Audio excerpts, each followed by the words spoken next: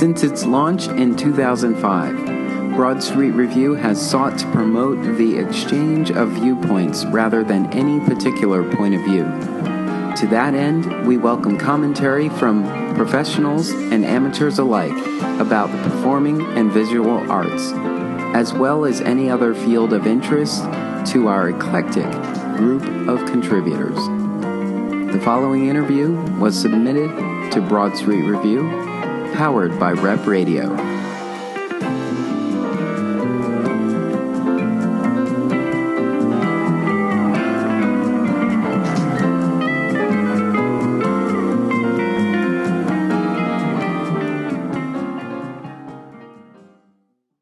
I'm your host, Darnell Radford, and today I am in the Rep Radio studio. I won't tell you which studio we're in, but I'm here with Niya Colbert, representing Theater in the X. Yes. So, Niya, welcome to Rep Radio. Thank you. I'm loving the studio.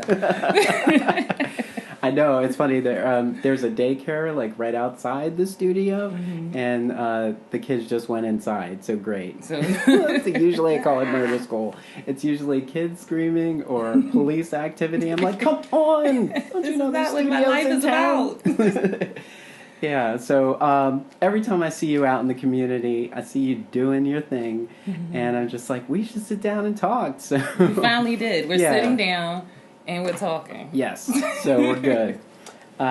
Yes. So Theater in the X has a lot going on right now. Yeah, we've had, within the last couple of months, we have had so far a busy year. And it's great. And there's more things to come. And each year is getting better and better and grander. And we're excited. Mm-hmm. Yeah. So your title, I've never seen this title anywhere. Administrative Logistics Manager. Yes. I guess you manage space and getting everybody where they need to go. And getting everything, like, what do we need and how much does it make sense? It's handled. and it's funny. That really fits me because I'm very logical. So logistics, logic. Go ahead, Niche. I see what you did. You're the Olivia Pope of Theater in X.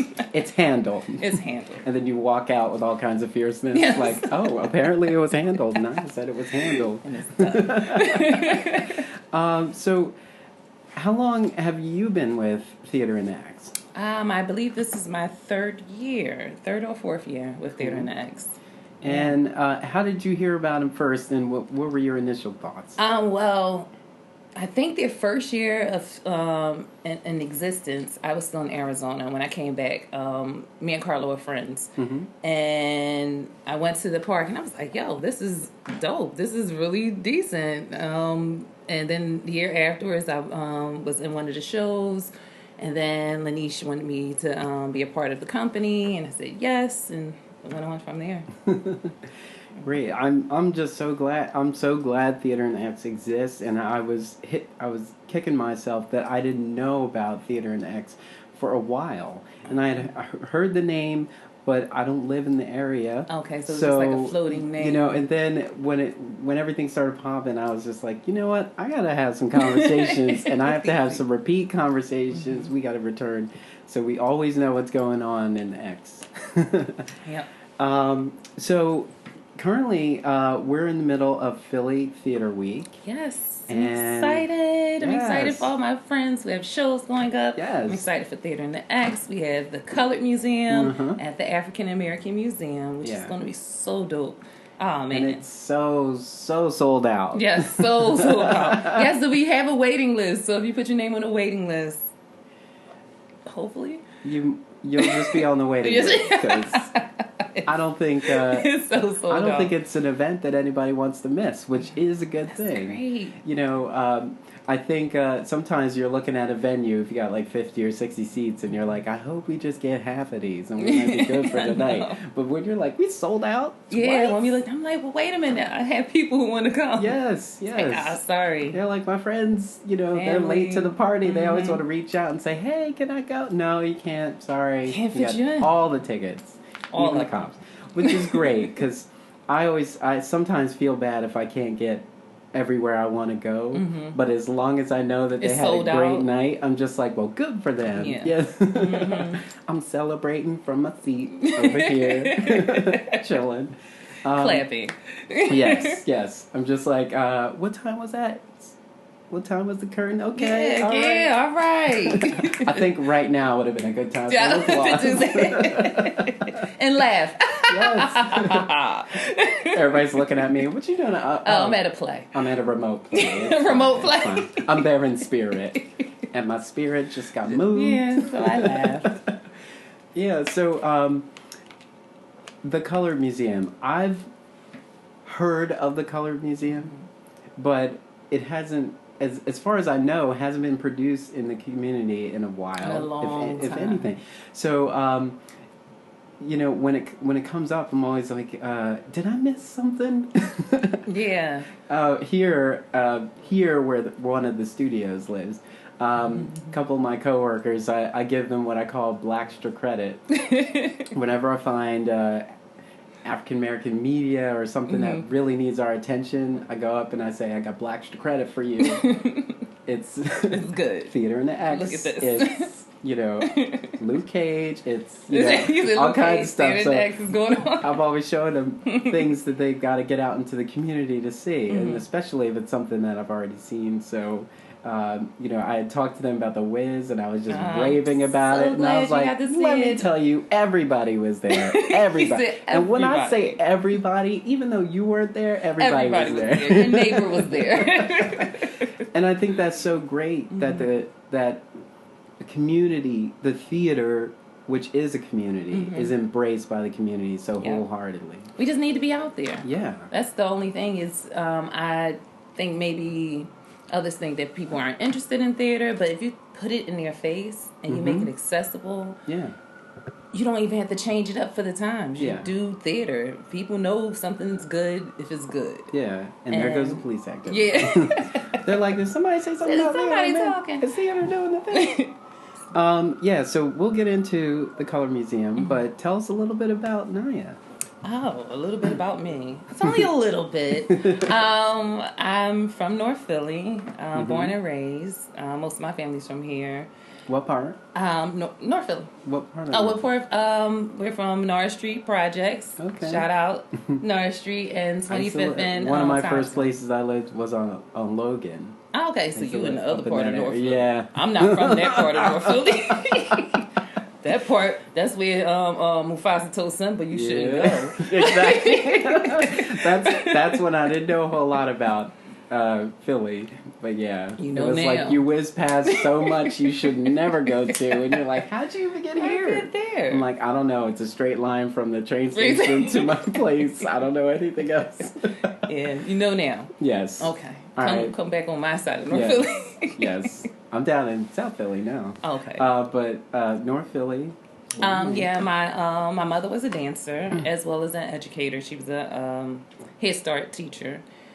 She did ballet dance in her early life. My father is a drummer. My uncles were drummers. My aunts were dancers for a company called Ile Ife. They were bought out. I think they're by, I forget the woman, but I think she does things in New York now.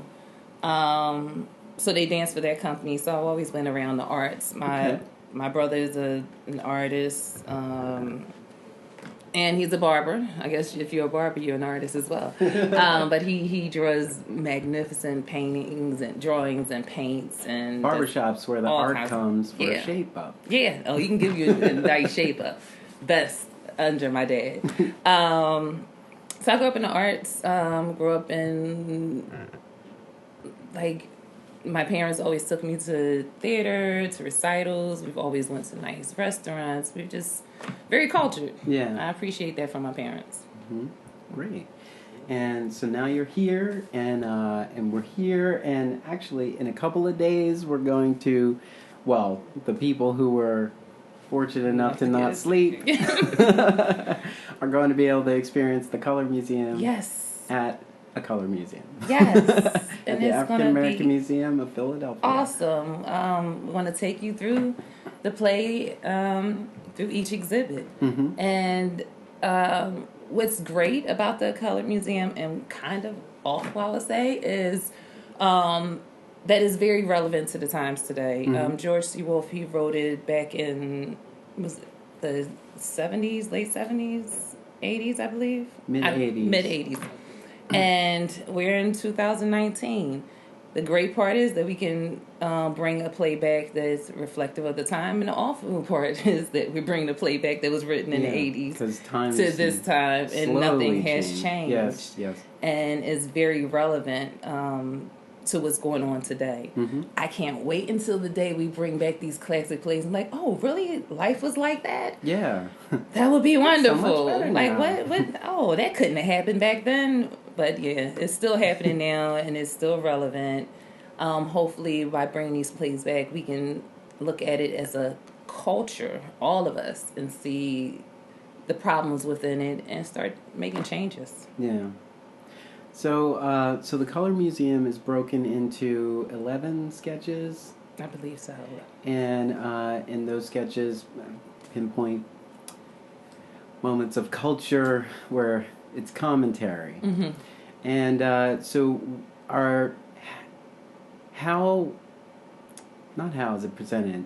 Are you in multiple parts, or are you in specific? Yes, we all of us are taking on multiple roles. I believe if we definitely have more than one role Mm-hmm. to participate in, whether it's a smaller part, whether it's a non-speaking role. Mm-hmm. We're all intertwined in each other's monologues. Yeah. So I got a list Mm-hmm. of the sketches. I'll talk around them.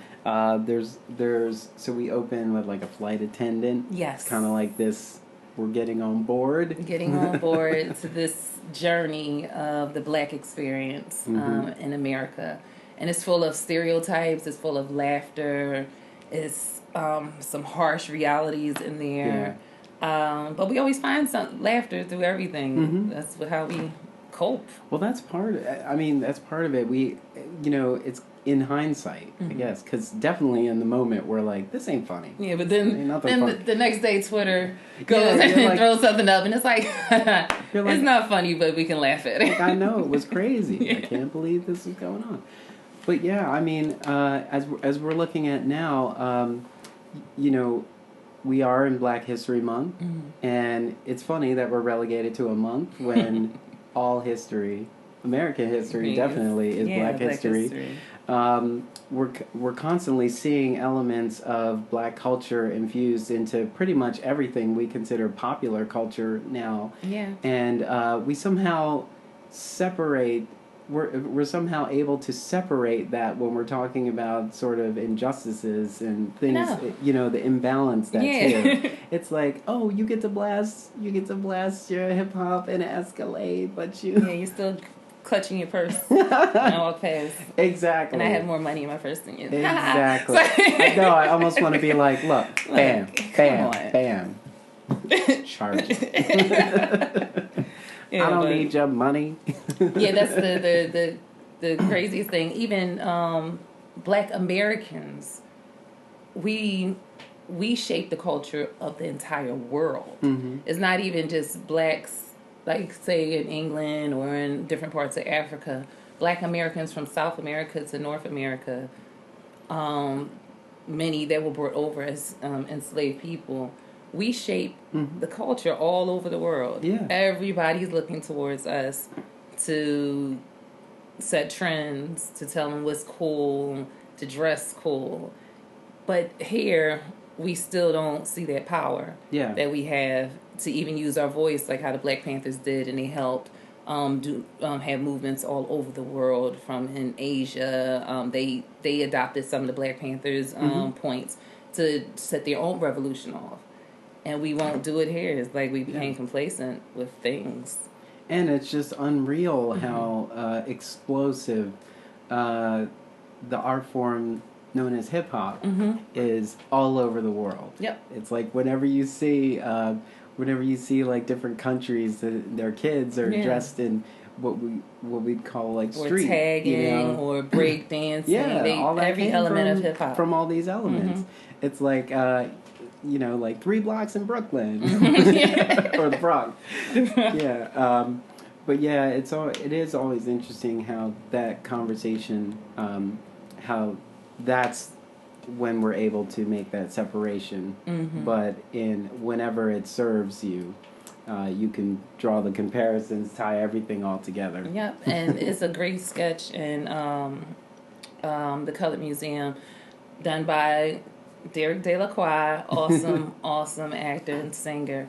That kind of talks about that, the assimilation and the separatism, and when is it enough? When do you give your, how much of yourself do you have to give, and how much of yourself you have to lose? Yeah. And then but what you're losing is what is embraced by everybody else, but you can't embrace it. Yeah. Because you're black, you got to let it go, but everybody else can embrace it. Yeah.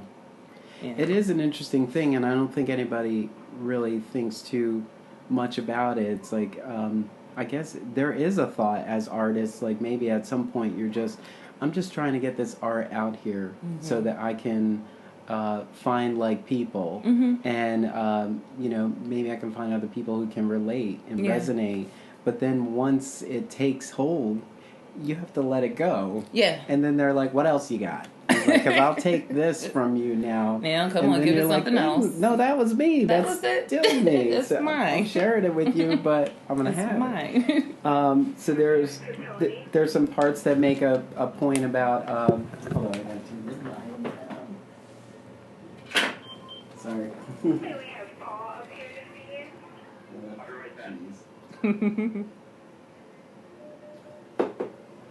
Sorry about that.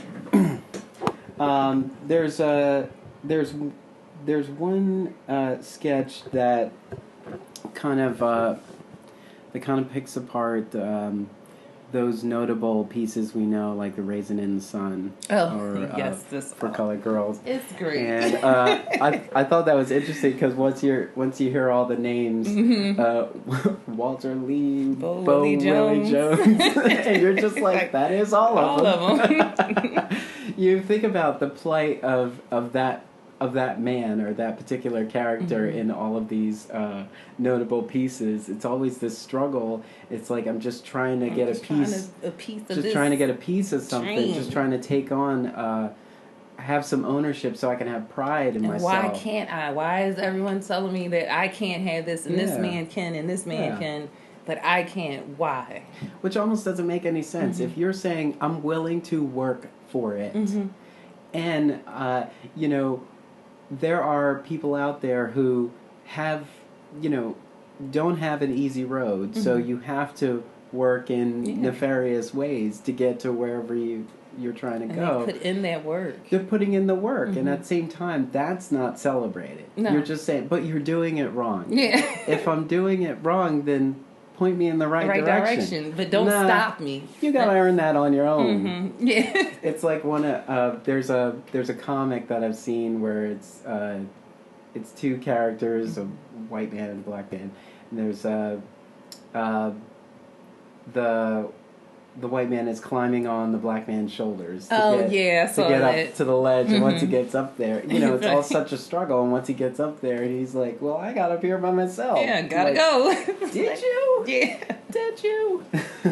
Exactly. So that one is a sketch that I think everybody should definitely read, but I would love to see that one. It's hilarious, but it gives you all those little elements that you've seen on black TV shows in the 70s and 80s, and within theater, but then it also goes to the root of, like you said, why can't he get it too? Yeah. Why is it a no for him? And then everyone around him is saying, well, no, that's dangerous. No, don't do that. You can't dream. Yeah. Just go to work. Don't have any dreams. Don't try to do better. Because just be happy with what you have now. Because they let you have this. Don't get too uppity and try to get anything else. Take what they let you have. So, which never made any sense at all. There's a sketch about an American soldier, which is also interesting. It's like how many people of color actually lay their lives on the line on behalf of our freedoms, and come back and still come back and get disrespected. And but then somebody who like escapes something because they just didn't want to face everything. Yeah, face everything. Like, hey, you can be comes back a hero and now's a senator. Yeah, a lot of them. It's like, you know what, you made it. You know, you worked hard. I don't know how you got over here from the desert, but you're back, and we're proud to see you. Yeah, you should represent every single one of us. It's like it's almost like the promotional materials for running for office should be cowardice. Yeah. We all need it. If you're a coward, we need you. yes, it's weird. But it's an awesome sketch. Yeah. Sketch is very deep. It has a lot of layers within it, and Richard Bradford does it like amazingly. And we touch on all parts of African American culture. There's a segment that talks about a transgender woman. Yes, that's Derek Delacroix kills that also. It's so funny, it's great. And then even with that, when we looked at the different sketches, even though these people are different, whether it's male, female, old, young, we have different sexual orientation. They're separate because we live in a world that says don't label me but give you all the labels, which is crazy now. Yeah. But they all have the same common injustices and things that's going on. And I love Miss Raj's piece because it doesn't just stick on a transgendered person. Mm-hmm. It doesn't stick on the gay nightlife or whatever. It's talking about real issues that affect all black people and all people of color. And once she gets all into it, I'm not going to tell you anymore. Just tell them out. If you didn't get a ticket, I'm sorry. Talk to your friends who saw it. and that's why I'm teasing these a little bit. It's just enough to be like, oh, they're checking that box too. Okay, mm-hmm. I gotta see what that's about. Yeah. There's one called the hairpiece. Yes. Yeah. Which I think is interesting. I always think is interesting because everybody's grandma has one. Mm-hmm. Yep. And sometimes it's hard to tell whether they're wearing it or not. A head on their head. That's what yes. Takes on a different connotation. Mm-hmm. You're a different person. Yeah, they talk about that in there. How you're here, how you represent yourself with the type of hair that you have on. Yeah. And there's a lot of stereotypes in that as well. There's a little bit about image. We're mm-hmm. talking about the photo session. Mm-hmm. Yes. There's a lot of commentary about and that's so relevant with social media now. Yeah. When I listened to the piece, and before it was just like, oh, Jet Magazine, Ebony, mm-hmm. but with social media, when you hear that piece and you recognize, like, wow, my phone, this is what I'm doing all the time. Mm-hmm. And this Facebook status is me just smiling really hard. Definitely. When I'm like dying inside. I'm trying. It's so funny because on my social media, I'm doing a lot. Mm-hmm. Like I'm promoting, hey, I got this podcast mm-hmm. with Niya Colbert. Getting it in. Stay tuned. But I'm also trying to give an idea of my lens. Mm-hmm. So my lens isn't me. I don't see me. I'm looking out on the world. So I don't put as many photos of myself out there, but they're the ones that get hits. Mm-hmm. It's like, but I'm trying to show you what I'm looking at. And they're just like, I don't want to see that. I don't want to see that. I want to see this. I want to see you doing something ridiculous. Yeah. And that's I like when people do that within social media. Like you said, seeing the world through your lens or speaking your truths mm-hmm. and not being afraid to speak your truth because this person may not like it or this person may get offended, but it's my truth. Mm-hmm. Why can't I say my truth? Yeah. And you say your truth and I'm like, hey, that's interesting. Exactly. Cool. I don't believe it, but it's all right. Yeah, and why wouldn't you be more curious about how other people live? And not to like judge them, but just to understand what's different. Because how do we pull in, you're sitting here today looking great. Thank you. There's probably something in your ensemble today that I'm thinking like, I can rock that. I can rock that. Maybe not as you good can as always Niya rock a theater next year. Of course. I got it in green. There you go. So that's something I could take away, and it was partly because sitting there at the Wiz, everybody was wearing that shirt, and I was like, I gotta get the shirt. Come on, I just showed up. I was like, I haven't given them anything except my attention right now. I was like, so let me go over here and get a shirt. Thank you, much appreciated. I definitely did that. Yeah. So this piece, if you are fortunate. Good, you have tickets. If not, get on that waiting list. If not, just go buy the script. Yeah, or just stand outside and look through the window, and we'll try to speak loud enough so you can hear. Just wave at them. Hi, I'm here. Hold up X signs. Yeah, that'll work. So with that, not even to rush that off the stage at all. There's a lot of there's a celebration of African American culture coming up. So we've got Gem of the Ocean coming up with Ardent Theater Company. See that. And there is a special night that's a benefit for Theater in the X. Yes, we will That's be February there. 27th. Yes. So if you're deciding to go, you might want to pack the house on February 27th. Yes, that would be great. Support We're having Theater in the a X for nice that. reception before the show. Yeah. So yes, come on out. That'll be good. I just know that when I look up, I feel like Theater in the X is everywhere. I saw We're almost there. We're almost everywhere. We're going to be like Wawa and Target. They're just going to have us everywhere in the city. Well, Wawa after the Renaissance. Yeah, after the Renaissance. Wawa, like, y'all annoying me. Y'all gotta go sit down somewhere. It's going to be called Yo Wawa. Yo Wawa. Yo Wawa. America runs on Wawa. This is not a promotion for No, it's not. Unless you want to sponsor Theater in the X, then we will promote you. But I'm here with the administrative logistics manager here.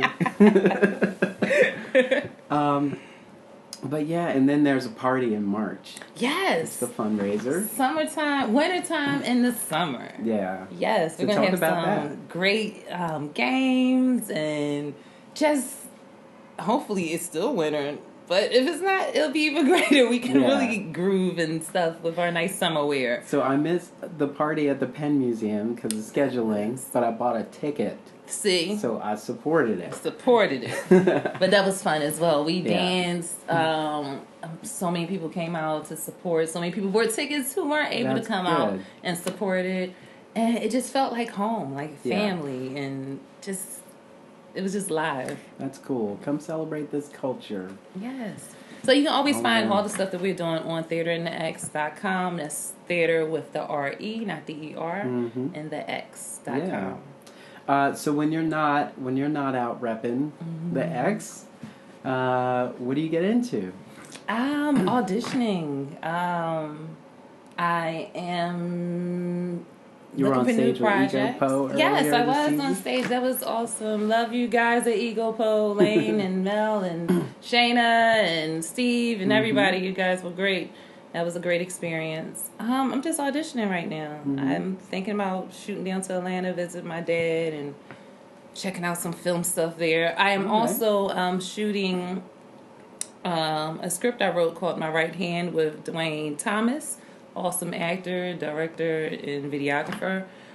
So we're shooting that. Cool. And also looking to produce his play Couch. It's about a polygamous relationship. And it talks about the perspectives from each person. It's really interesting. Oh, that was, speaking of Couch, that was one I forgot to mention. The Last Mama on the Couch. Yes.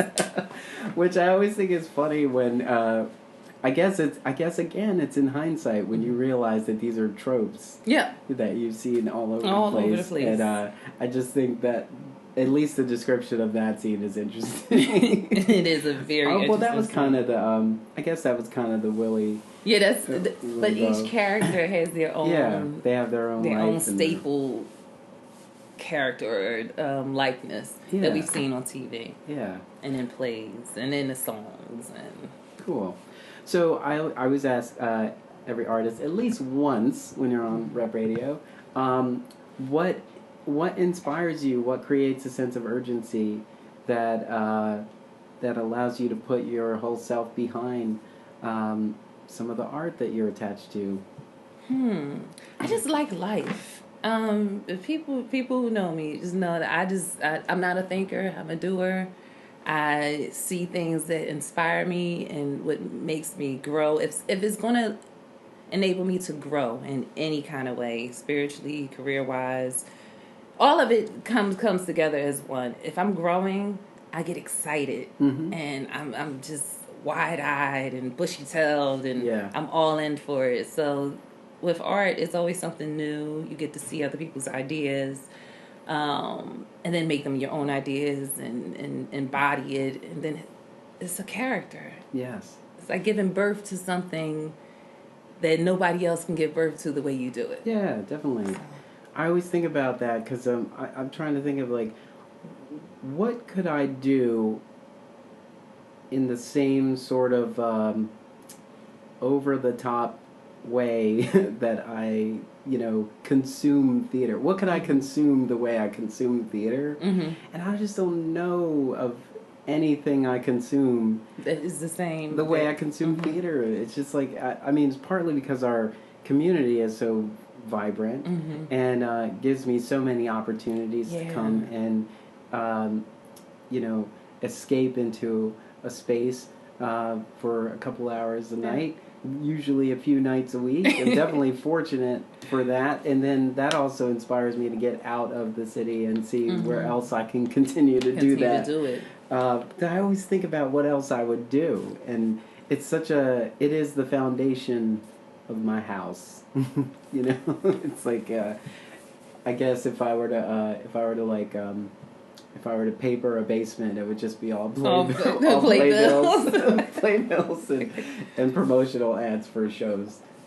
And I'm just saying that I had came across my cousin Farouk Tawheed Jenkins. He's a famous actor in LA right now, and years ago he did at Freedom Theater himself and Eric Carter, who's a part of Theater Next, Cooley High, and that was maybe 20 years ago. And I'm unpacking my things and I look at it, and it took me right back into the room. It took me back to the smell. It took me back to the whole play. And that's one of the reasons why I keep my playbills, because it transports me back into the space from when I saw the play.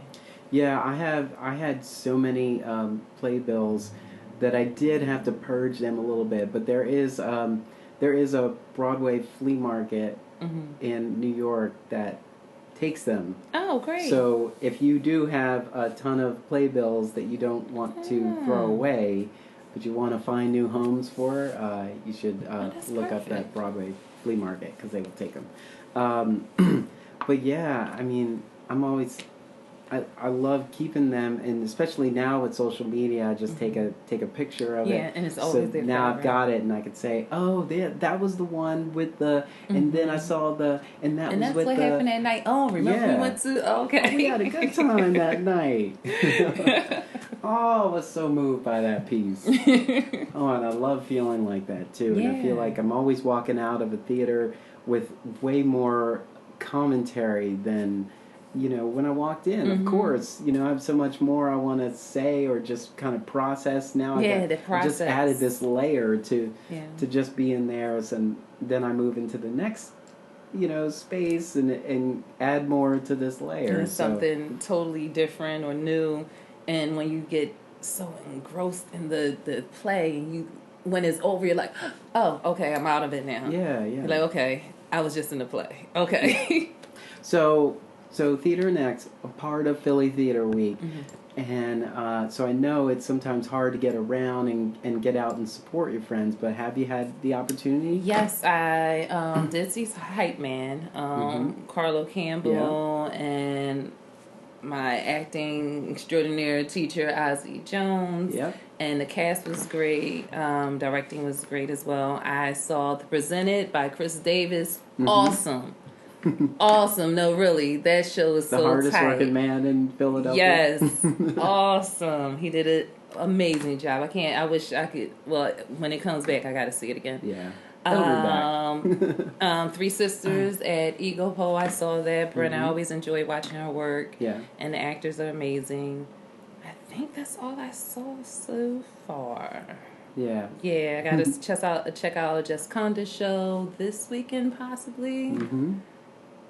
Well, I got a conversation coming up with one of the broads. Nice. Little teaser. Stay tuned. Oh, actually, yeah. You can listen to it. It's up. It's up. If you're listening to this, it's up. But yeah, I love being able to go into the theater and say, wow, I know this whole cast. Or I know everybody except this person, so let me introduce myself to this person and make that connection, because I already know them. Oh, and then the rest of them Awaken Sing comes up, Quintessence. Quintessence. Love Alex's work. He's awesome. And I believe was extended as well. Nice. Something like that, I think. Did I just force your hand? Yeah, it's extension. No, I think it was. But yes, I mean, and I love the fact that people are not afraid to actually venture out. Mm-hmm. You know, it's not just, I saw all the shows in Center City. Yeah, just went to the one more, I just went here. Yeah. They're venturing out all the way up Germantown, going to Passage Theater, which is a great theater in Trenton. Be going there this weekend. Nice. If you're listening to this. Bicycle. Bicycle. Yep. Okay. Place. Great. With solo flights. Yeah. Great. Yeah, so we're all getting around. Yes. I always look for certain people in the audience to know I'm in the right place. I always do that look, and I'm like, yes.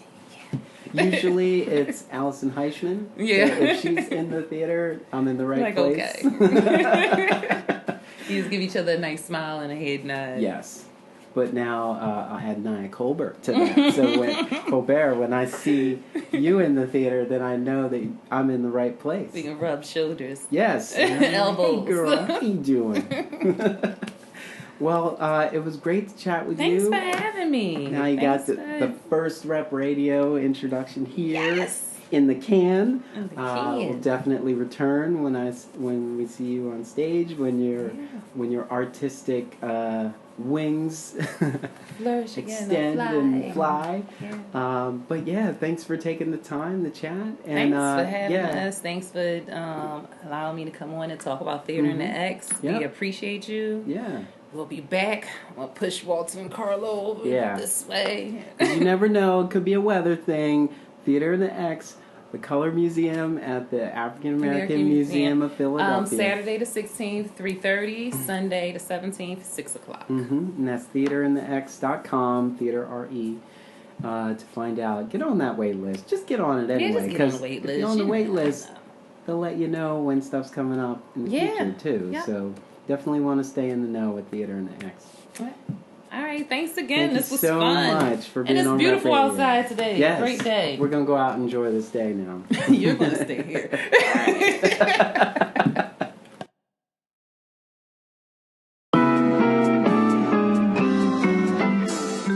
Want to get involved with Broad Street Review? Head on over to our website at www.broadstreetreview.com and click Get Involved at the top. While you're there, help keep us running and click Contribute to find out how.